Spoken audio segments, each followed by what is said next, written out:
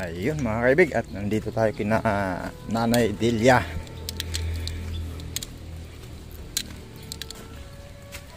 Tao po.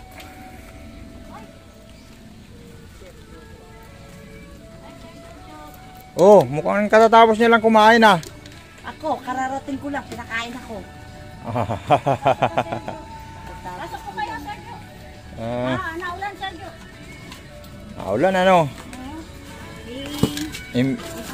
Di kayo namitas nanay ng gulay? Namitas kami, sir. Oh, ano, nailako na? Tapos na, sir. Ano, nailako na? Kailan ba namitas? Kahapon. Kahapon.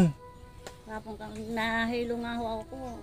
Hindi na ako, ngayon lang ako bumabangon kasi... Ay, ibig sabihin, di ba nung pagpunta ko nga rito na may sakit ka, hanggang ngayon may sakit pa rin kayo? Oo, sir.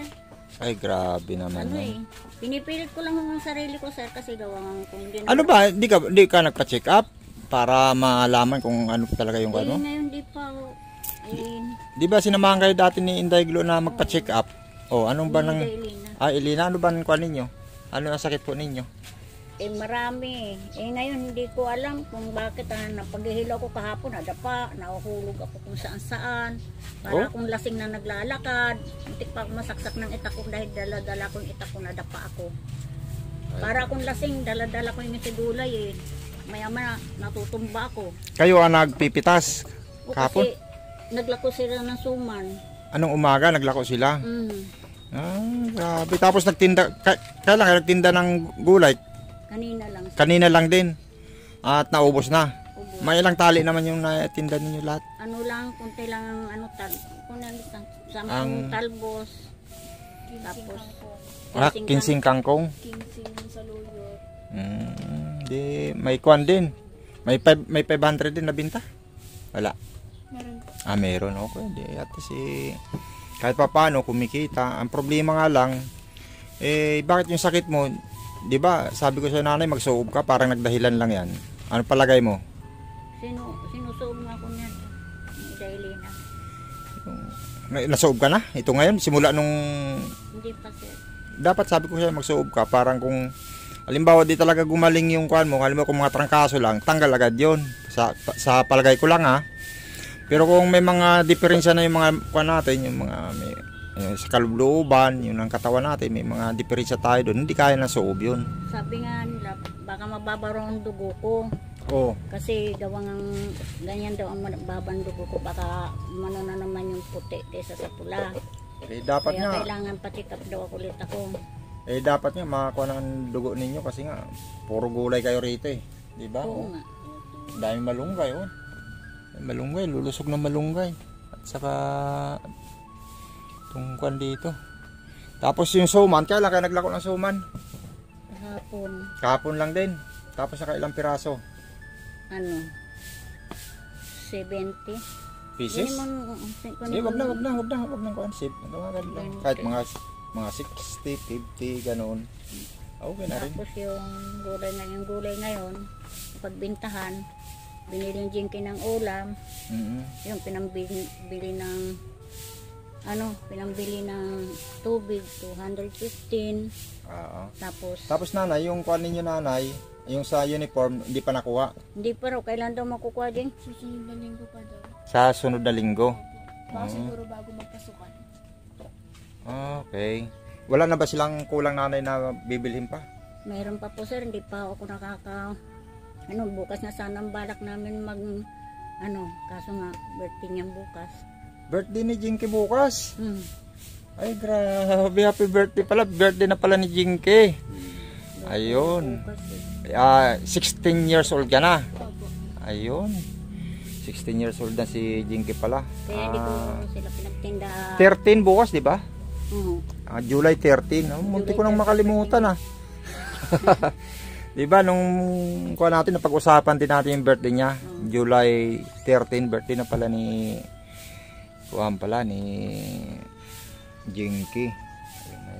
Kaya pinagtinda ko silang gulay, sabi ko para makabili man lang siya ng kahit pa paano na pang tanda niya, kahit mga 1 kilong spaghettihin.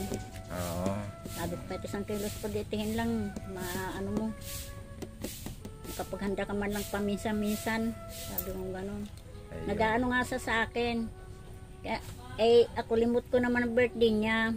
Sabi niya sa akin ng isang araw, sana nanay, mamasyal naman tayo, magalagala naman tayo. Oo. Sabi ko, hindi pa kayo nagsasawa kagagala, katitingnan ng gulay.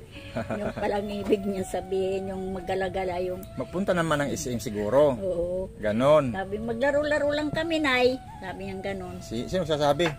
Ito. Ah, si Jinky. Oo. Ah. Sabi ko, may pera ba kayo? Wala. Sabi ko, anong gagamitin nyo doon paglalaro-laro doon sa SM?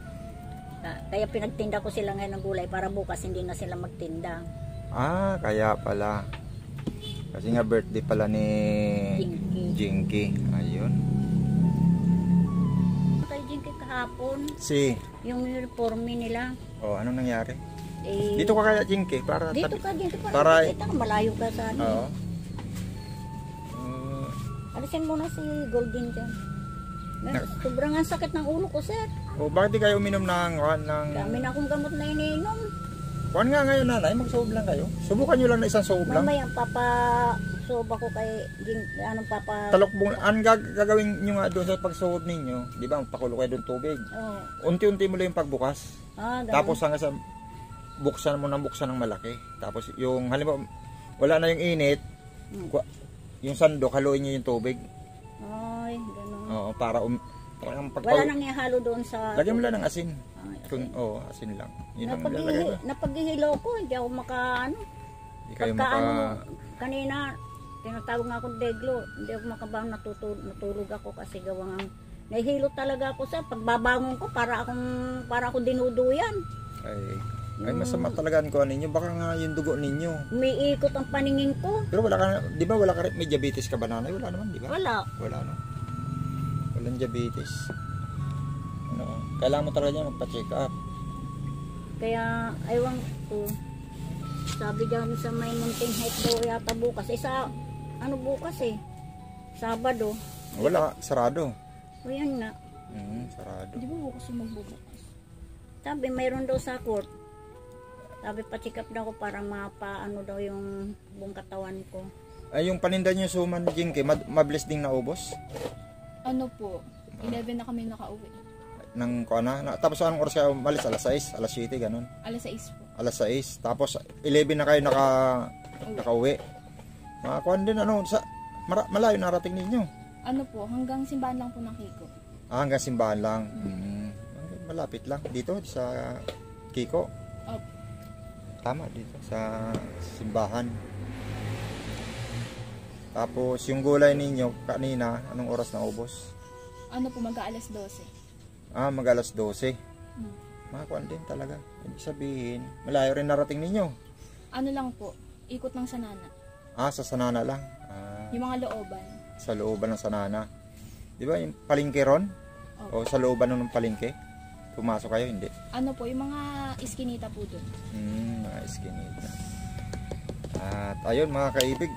At nandito nga tayo kila Kuan. At si Ate Ron nga ay nagpapaabot ng pagmamahal dito kila Nanay Delia at Jinky. Pero bukas nanay magkuwang kayo, iikot lang muna kayo dahil birthday nga po ni Jinky. Mag-i-SM lang muna kayo, ganun. Sir, ayun ang pangarap niya.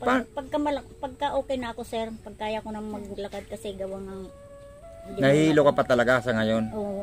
Ngayon nga ho, nahihilo nga lang ako. Parang kasi akong dinuduyan, tapos yung paningin ko parang umiikot. Kaya natutumba kayo tapos nagpipitas pa rin kayo ng gulay? Kahapon kasi wala sila eh. Nasaan si... Nagtinda nga po sila ng suman. Ikaw lang mag-isa dito sa Kuan? Natakot din ako, baka ako himatayin ako sa gitna ng halamanan. Wala sila. Baka matuluyan na ako doon. Wala man lang kaya umuwi ako ng tanghali. Oo. Pag uwi ko dito ng tanghali, nadat nga na nila ako dito. Tali-tali na nakayuko ako dito sa lamisa. Kasi nga parang hilong-hilo talaga ako, hindi ko kaya. Wala naman akong load kahapon para i-text ko sila na pauwiin na. Ay, di ka nag-load? Hindi ko na kaya maglakad, sir. Gusto ko mag-load kahapon para i-text ko sila na umuwi na. Kasi ako hindi ko na kaya. Sabi ko, wala. Hindi ako makalabas-labas. Kasi tatayo nga lang ako dito, para akong lasing na natutumba diyan. Ay, grabe. Kaya hindi na ako nanghas mag-load, wala akong mautusan. Ilang araw na nga yun, yung huli kong punta rito na nahilo ka? Ay, natutulog Jinky, 1 linggo na, no? Opo. 1 linggo na, tapos hanggang ngayon, di pa rin nakakaan pala. Hindi ko ako, pinipilit ko lang ho sir ang sarili ko kasi kung di naman ako kikilos, paano na lang kami? Yan nga. Pero at least nga, Kaya guys, kahit sila- masamang pakiramdam ko, pinipilit ko talagang sarili ko para gawa ako ng paraan na makakuan talaga, pagkakitaan. Ayun nanay, at ito nga si Ate Ron ay nag-abot nga ulit sa inyo ng pagmamahal at yun, ito. Bakit nanay? Ito. ikaw na din. Ay, ito. 1, 2, 3, 4, 5. Ayun. Ma'am Ron, maraming pong salamat sa biyaya na naman inabot niyo sa amin. Malaking tulong po ito sa amin. Salamat po, Ma'am Ron. Talagang hindi kayo nakakalimot sa amin. Maraming pong salamat. Malaking bagay ito para sa amin na tulong mo. Yan, at si Ate Ron naman ay hindi kayo nakakalimutan at sigurado naman ako na si Ate Ron. Sobrang pagmamahal mo sa amin, Ate Ron. Salamat po.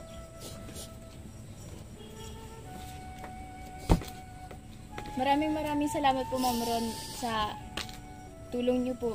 Tulong niyo po sa amin. Malaki na rin po yung natulong niyo sa amin, kaya sobrang malaki na po yung utang ng loob namin sa inyo. Maraming salamat po. Yun palang ibig sabihin. At kay Ma'am Lady Blowgrace, siyempre, si Ma'am Lady Blowgrace din. Oo. Maraming salamat din. Sa mga una mong mga tulong, sa mga itinutulong pa sa ngayon. Maraming pong salamat sa inyo mga sponsor na nagmamahal sa amin. Maraming pong salamat at hindi niyo kami pinababayaan.